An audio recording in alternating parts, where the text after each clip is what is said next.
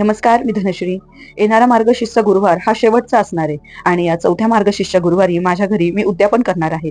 आणि याच उद्यापनासाठी मी ठरवलंय की काहीतरी वेगळं डेकोरेशन करायचं आणि त्याच्यासाठी मी हे पिंक कलरचं वेल्वेट पेपर घेऊन आलेली आहे आणि याचं मी खूप छान कमळ बनवणार आहे. आता हे मी कमळ कसं बनवलं ते तुम्हाला सांगते.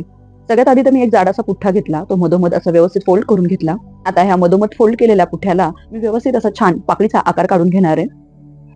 आता या पुठ्ठ्याच्या पाकळीमुळे मला वेल्वेट पेपरवर एकसारख्या पाकळ्या मिळणार आहेत.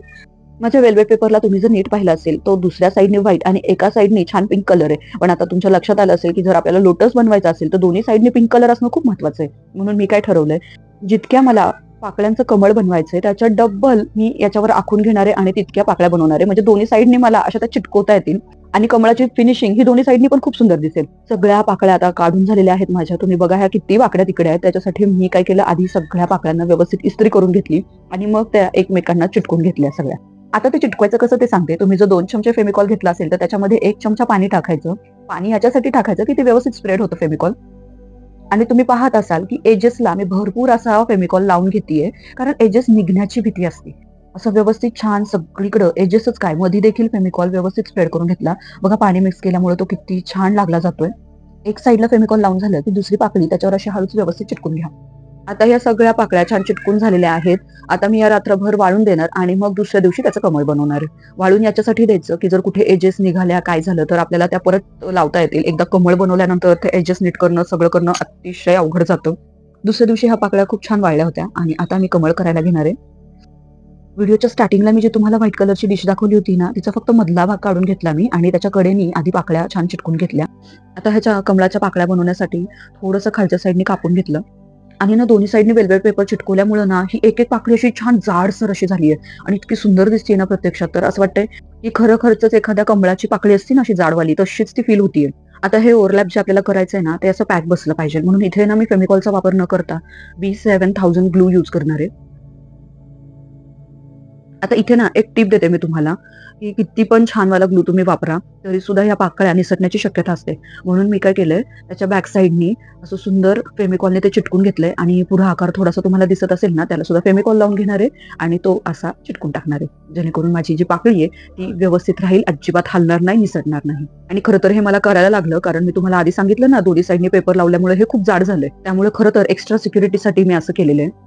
सगळ्या पाकळ्या अशा मी चिटकून घेतल्या व्यवस्थित आणि त्या वाळायला ठेवल्या आणि मगच त्याचं मी कमळ बनवणार आहे. कारण याच्यामध्ये ना वाळणं खूप इम्पॉर्टंट आहे. तुम्ही न वाळवता एकमेकांच्या वर ओव्हरलॅप करायला जर गेला ना गोष्टी तर सगळ्या मेस्टअप होऊन जातात. कारण मुळामध्ये ना फेमिकॉल झालं, परत हा B7000 ग्लू झालं, ह्याला वाळायला ना जरा वेळ लागतो. आणि जेव्हा आता तुम्ही पाकळ्या जॉईन करणार आहेत ना त्यावेळेस फेमिकॉलमध्ये पाणी मिक्स करू नका. घट्ट जे असतं ना आपलं फेमिकॉल तसंच यूज करा. आता अशा पाकळ्यांच्या खालच्या साईडला त्रिकोण आकारामध्ये मी फेमिकॉल लावून घेतलंय आणि ते त्या डिशच्या बॉटमला चिटकून टाकते. आता इथे नीट बघा, आपण जी आधीची पाकळी लावलेली आहे ना त्याच्या एकदम कॉर्नरला थोडासा फेमिकॉल लावून घ्यायचा आणि आपल्या हातातल्या पाकळीला देखील फेमिकॉल लावून घ्यायचा आणि एकदम त्याच्या कोपऱ्याला पहिल्या पाकळीला ओव्हरलॅप दुसरी पाकळी लावायची. अशाच एकमेकांना ओव्हरलॅप करत करत सगळ्या पाकळ्या व्यवस्थित लावून घ्यायच्या. पहा माझ्या सगळ्या पाकळ्या झालेल्या आहेत करून. आता हे कर्ल्स कसे केले ना ते मी दाखवते. सगळ्यात आधी तर तुम्ही एक पेन घ्या आणि तुमच्या पाकळ्यांचे जे निमुळती टोकं आहेत ना ते अशी घेऊन ती अशी राऊंड राऊंड करून घ्या. एकदम कर्ल कसे करतो आपण केसांना त्या टाईपमध्ये. माझा हात थोडा इग्नोर करा, घाण झालाय. आता ह्या अशा गोष्टी करायच्या म्हणल्या ना की बस खूप हात खराब होतात. आता जरा जास्तच कर्ल झालेत, ते थोडेसे नीट करण्यासाठी मी काय केलं, खालनं असं थोडंसं पिंच केलं. बघा आता व्यवस्थित झालं. असंच मी सगळ्या माझ्या पाकळ्यांना करून घेतलंय. त्यामुळे ना लोटस असं खरखरचं फुलल्यासारखं वाटतंय. आता ना सगळं काही करून सुद्धा ना काहीतरी राहिल्यासारखं वाटत होतं. त्यामुळे मी काय केलं, पाकळ्यांच्या जेवढ्या एजेस आहेत ना सगळ्या त्या अशा गोल्डन कलरने रंगवून घेतल्या. जर तुम्हाला गोल्डन कलर द्यायचा नसेल ना तर तुम्ही याच्याऐवजी गोल्डन कलरची लेसही यूज करू शकता, पण ती फार किचकट जाईल तुम्हाला चिटकवण्यासाठी आणि कागदाला कापडी लेस चिटकवणं खूप अवघड जातं. त्यापेक्षा कलर करणं थोडंसं सोपं जातं. बघा माझं कमळ रेडी आहे. हे जे मी डेकोरेशन केलंय हे माझं फायनल डेकोरेशन नाहीये, पण कमळ माझं कसं दिसणार आहे हेच तुम्हाला मला यातनं सांगायचंय. आणि त्याच्या मध्यभागी मी असं श्री लिहिलं आहे. आता कमळ झालं, पण माझा वेल्वेट पेपर खूप शिल्लक राहिला होता आणि तुम्हाला माहितीये आर्टिस्टला कुठली गोष्ट वाया जाईल हे अजिबात आवडत नाही. म्हणून मी अजून एक गंमत केली आहे, ती तुम्हाला दाखवते पुढे. आता ज्यांची छोटी मुलं आहेत ना त्यांना नक्कीच हे एक्स माहिती असणार आहे. याला सरप्राईज एक्स म्हणतात. याच्यामध्ये ना छोटंसं खेळणं असतं आणि आतमध्ये चॉकलेट्स वगैरे असतात मुलांसाठी. आता हे मी खूप साठवून ठेवले होते फक्त आणि फक्त मला ह्या अशा कमळांच्या कळीची माळ बनवण्यासाठी. नेहमीप्रमाणे तुम्ही बघितलंच असेल की कार्डबोर्डवर मी आधी पाकळ्यांचा आकार काढून घेतला आणि नंतर सेम टू सेम तशाच पाकळ्या बनवून आता व्हिडिओत दाखवल्याप्रमाणे हळूहळू त्याला चिटकून घेते. आता व्हिडिओत बघा मी त्याची पाकळ्यांची जी निमुळती टोकं असतात ना ती आतल्या साईडला वळवतीये, कारण कळीला आहे ना त्याच्या पाकळ्या आतल्या साईडला जास्त छान दिसतात. आता इथे एक मला थोडासा प्रॉब्लेम झाला, तो असा की प्लास्टिकला फेमिकॉलने कागद चिटकत नव्हता. पण नंतर मी काय केलं, थोडा वेळ ना असं धरून ठेवलं, एकदम 2-3 सेकंड्स, तर ते चिटकायला लागलं. आता राहिलेल्या ह्या पार्टला वेल्वेट पेपरचा गोल कापायचा आणि तो व्यवस्थित चिटकून टाकायचा.